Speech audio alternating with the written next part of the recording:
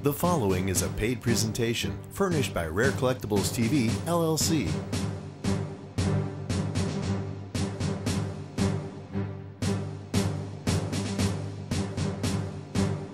I'm Jack McNamara, coming to you from the National Military Park in Gettysburg.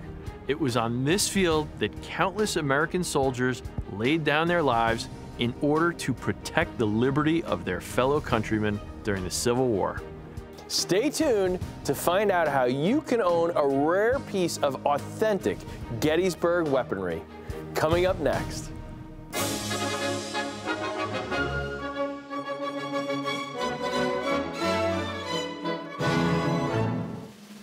Right now, we're in one of the most important cities in American history, Gettysburg, Pennsylvania.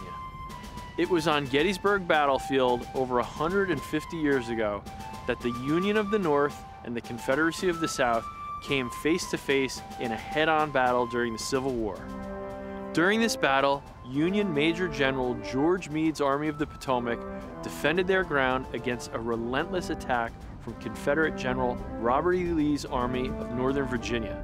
From July 1st to July 3rd, 1863, these two armies battled each other head-on for 3 days without rest. After numerous engagements across the battlefield, Robert E. Lee and his army were pushed back by George Meade's army and were forced to retreat. The victory by Meade and his army has now gone down in history as the most vital turning point of the American Civil War. Rare Collectibles TV recently had the unique opportunity to purchase a large private collection of authenticated weapons found on the Gettysburg battlefield. These are documented with an impeccable chain of custody. This collection, known as the J.T. Hayes collection, has been handed down directly through the Hayes family and is recorded in the Emmitsburg, Maryland Historical Society records. The rare military artifacts that you're about to see were assembled in July of 1863, the same month in which the Battle of Gettysburg took place. Authentic military armaments from the Civil War are highly sought after by collectors due to their extremely limited availability. And anything found on the Gettysburg battlefield is an ultimate rarity. Many Civil War weapons were either destroyed or untraced or just lost to the dustbins of history.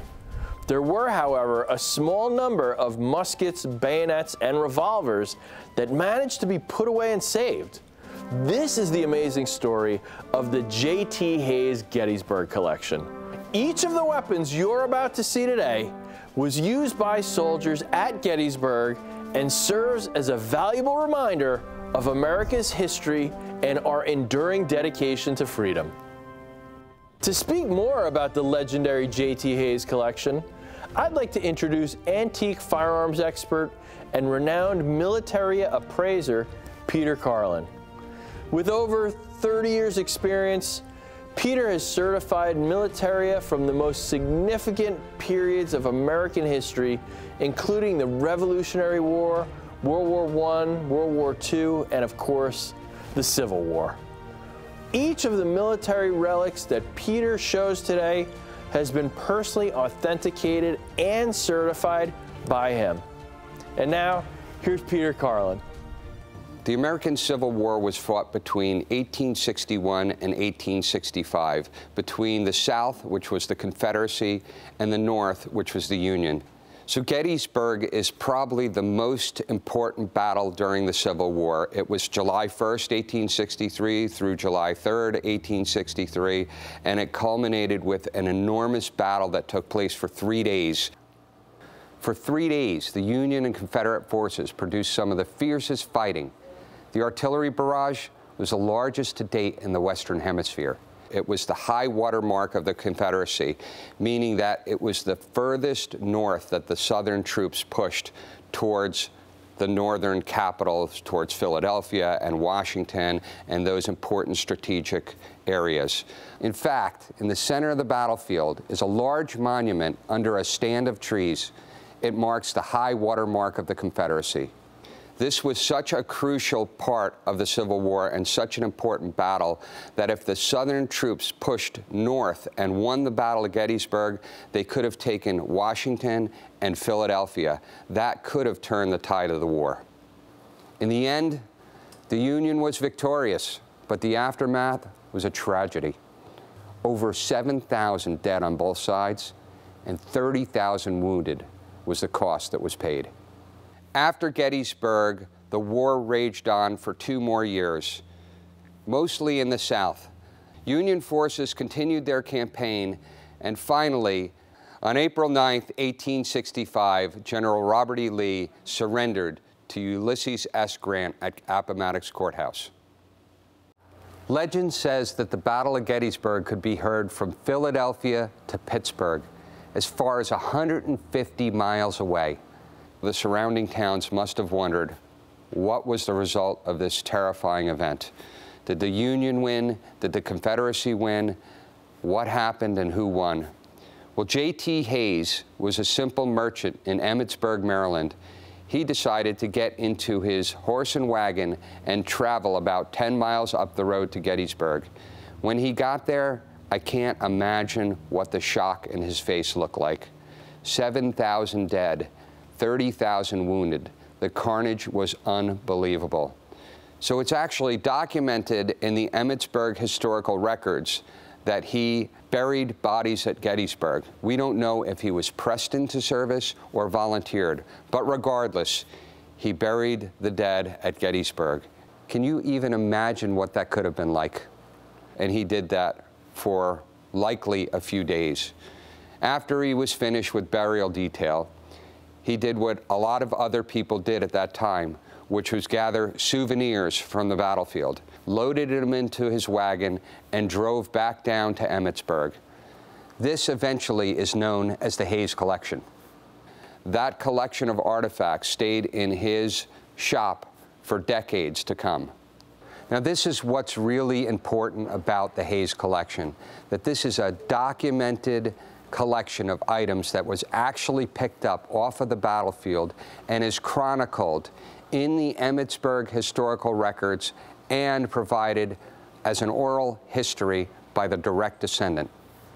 Since July 1863, the Hayes family has preserved this collection of items, acting as caretakers and custodians of this important American history. It was passed down from generation to generation within the Hayes family. The collection was inherited by 2 brothers, Jim and John Hayes, direct descendants of J.T. Hayes.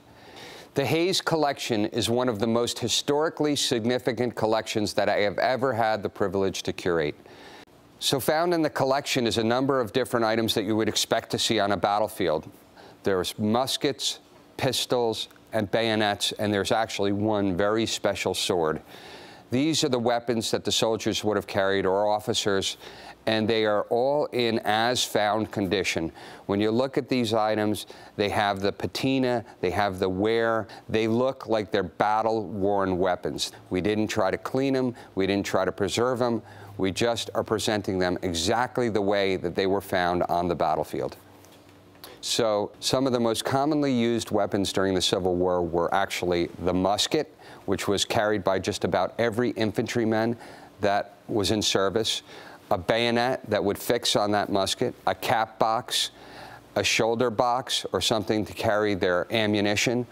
Officers typically used pistols and swords, but it's not uncommon for people to carry other things into the field, especially by the Southern troops. So the musket is probably the oldest kind of weapon that was used during the Civil War. Muskets were started basically in the 17th century, and it had a smooth bore, a round barrel, no rifling, so your ball would travel through the barrel and straight, but sometimes not that accurate. The rifle musket, on the other hand, had lands and grooves that were cut into the barrel, and this would cause the bullet to turn and travel straight up to 200 yards in cases. So the advent of rifling was a game changer in the world of firearms. This addition of lands and grooves in a barrel would enable the soldier to shoot more true and accurate at a greater range by using this new technology. So part of this collection includes a lot of different types of muskets.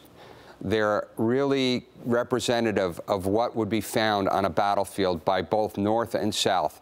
Some of them you can kind of look at and say, this was field altered, this was changed, and those ones kind of look like they probably could have been more used by Southern troops. And some of the muskets are really interesting that we found. One of them is a Lorenz musket, and a Lorenz musket is an Austrian manufactured musket. The Union and the Confederacy actually bought 300,000 of these muskets and imported them for use during the Civil War. And this one is very interesting because the article in the Emmitsburg Historical Society noted that J.T. Hayes picked up the muskets off the field with bayonets attached, right? So he brought them down to his stoveroom with the bayonets attached and hung them on the wall, and there they sat. Well, in going through the collection, I kind of looked at all the different bayonets and looked at all the different muskets there, and there was only one Lorenz musket, and there was only one Lorenz bayonet. So we know with certainty that these two musket and bayonet were together. So it's incredibly rare to have the original musket and the bayonet that was affixed to that musket during the Civil War intact and together. That's a really rare occurrence. So another musket that we found in the collection is an 1861 dated Enfield rifle. So the Enfield rifle was used both by the North and the South. They were imported by the South through the blockades, and a lot of those were marked with different markings. This one is a really interesting example. It shows very hard use.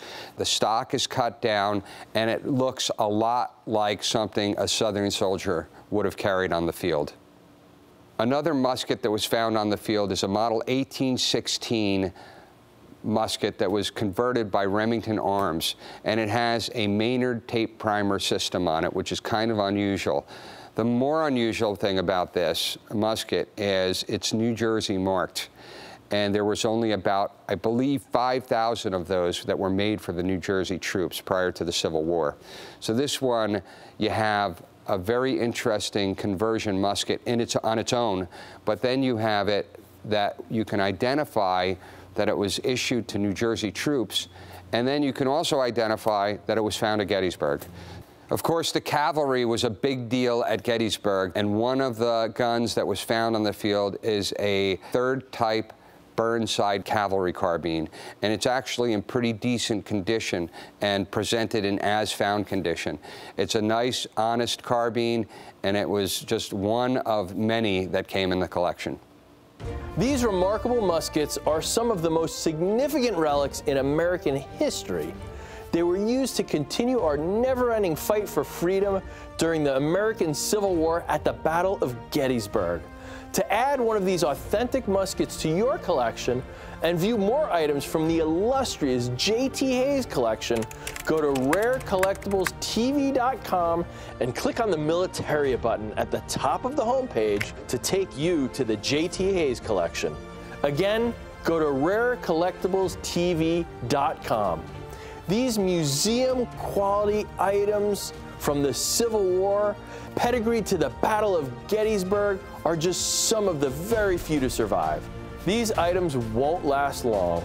Just visit rarecollectiblestv.com.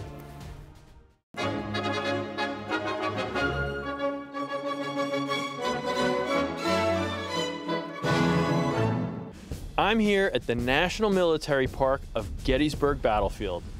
It was on this very field over 150 years ago that Union Major General George Meade's Army of the Potomac came face to face with Confederate General Robert E. Lee's Army of Northern Virginia. From July 1st to July 3rd, 1863, these two armies battled each other head-on for 3 days without rest.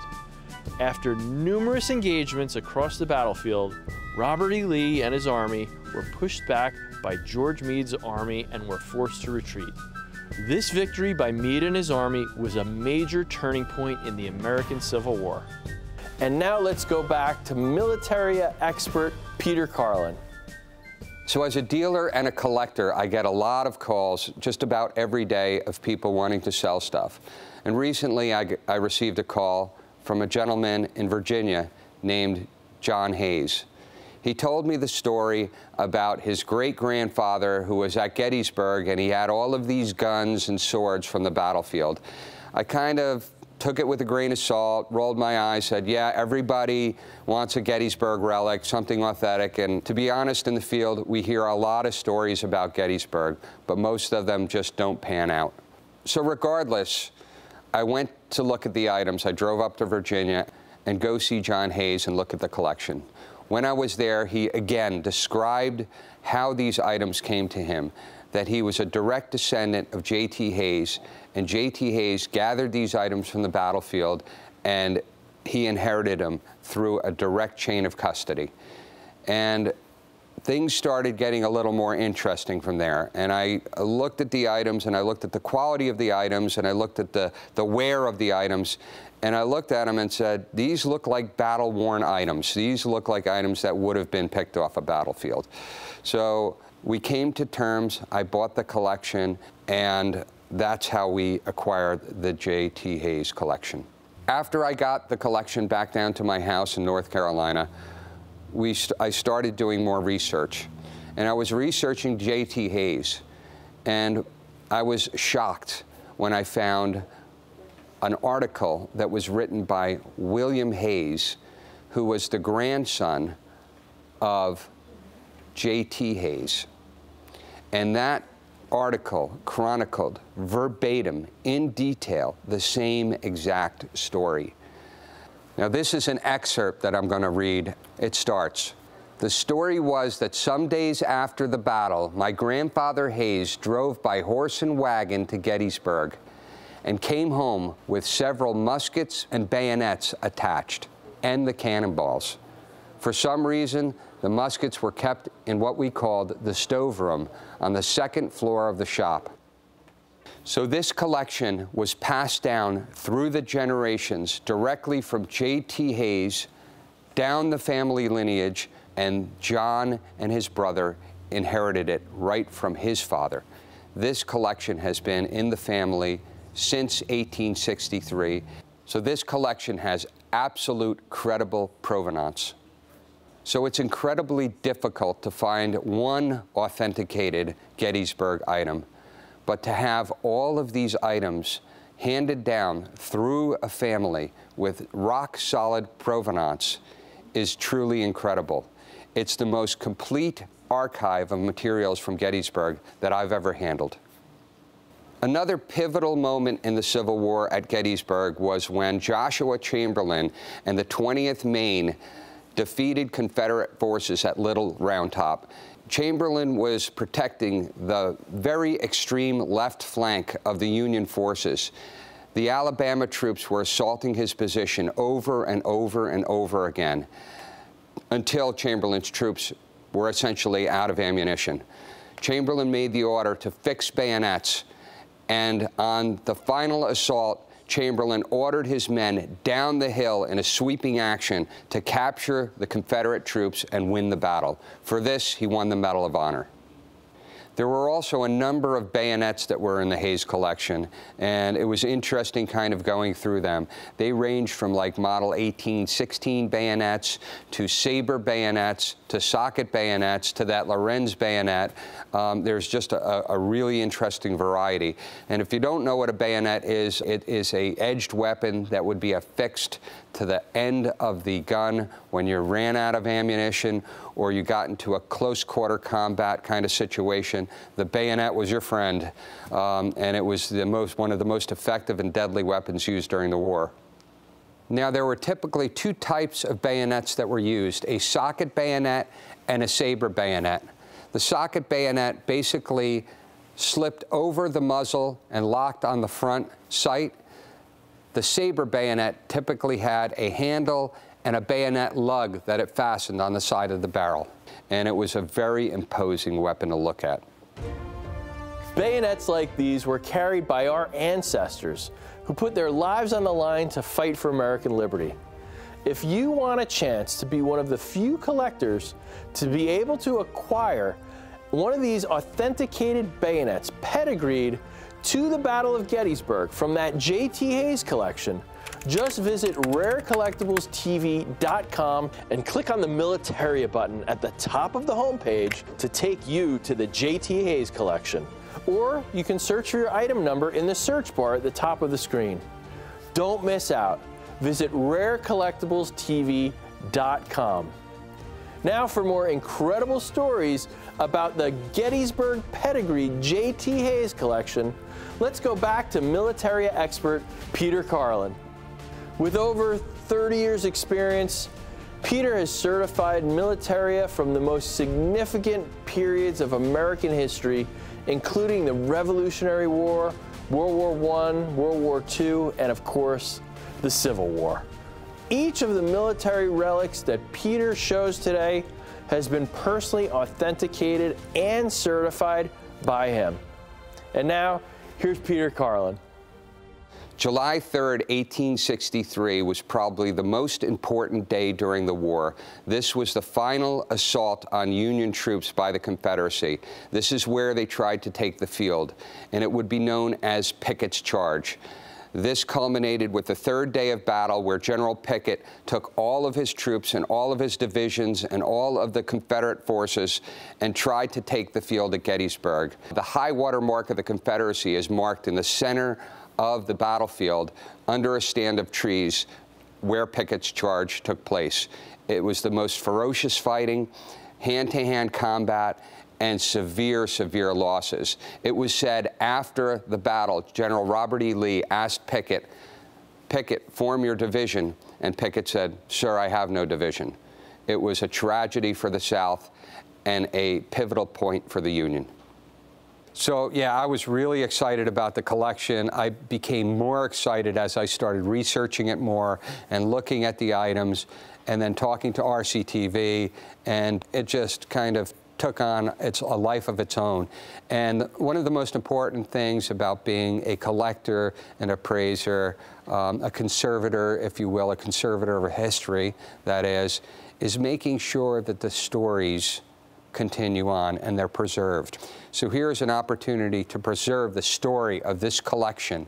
Obviously, it's kind of going to get dispersed through the departing of selling the items, but we wanted to make sure that we captured the story and captured all the items in one place to chronicle the story, to keep the story alive, to document the items that were found on the battlefield, and to make sure that those items are preserved for history.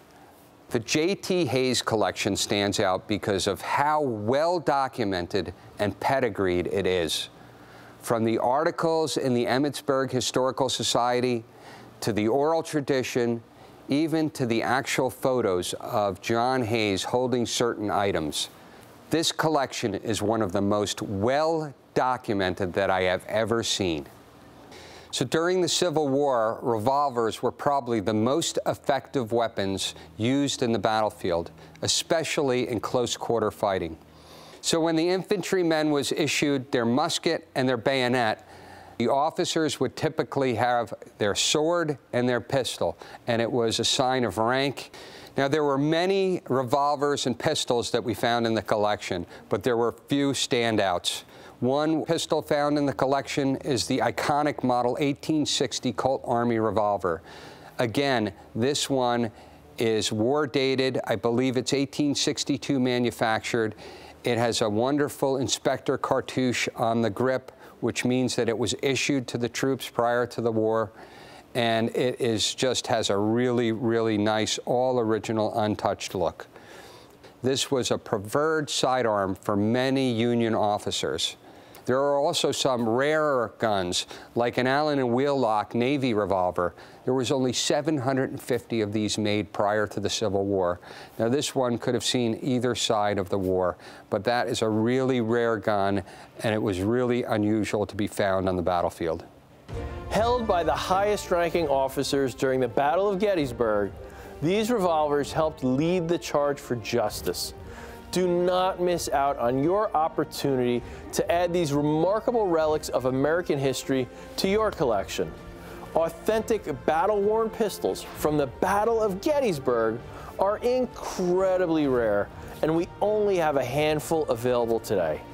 Each of these pistols is one of a kind, so once it's gone, there won't be another one like it. Don't miss this opportunity. Just visit rarecollectiblestv.com and click on the Militaria button at the top of the homepage to take you to the J.T. Hayes collection. Or search for your item number in the search bar at the top of the screen. These items won't last long. Just visit rarecollectiblestv.com.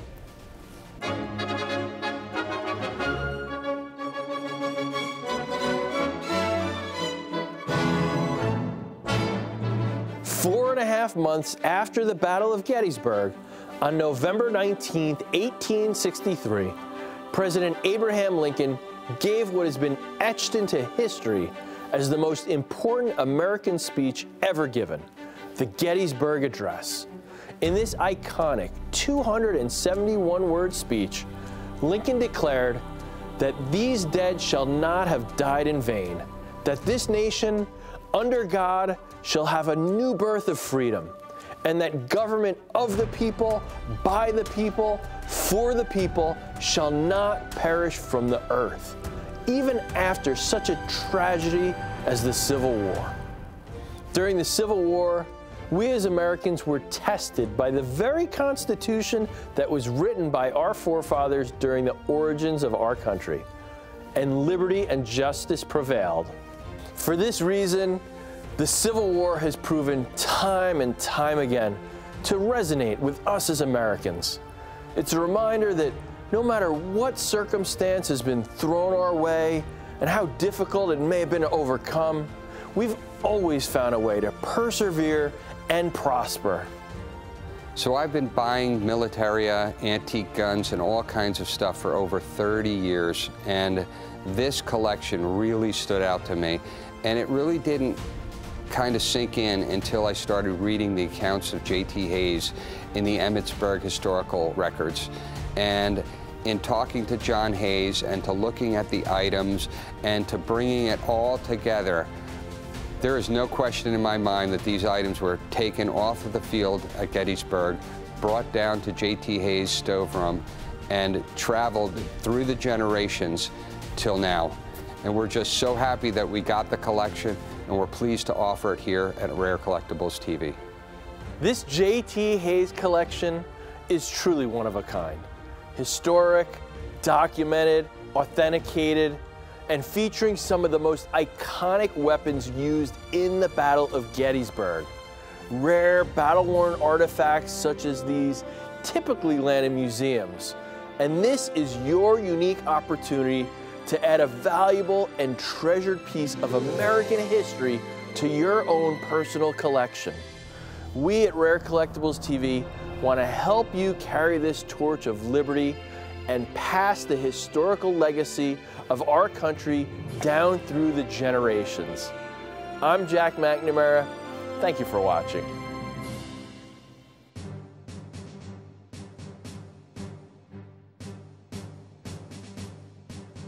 The preceding was a paid presentation furnished by Rare Collectibles TV, LLC.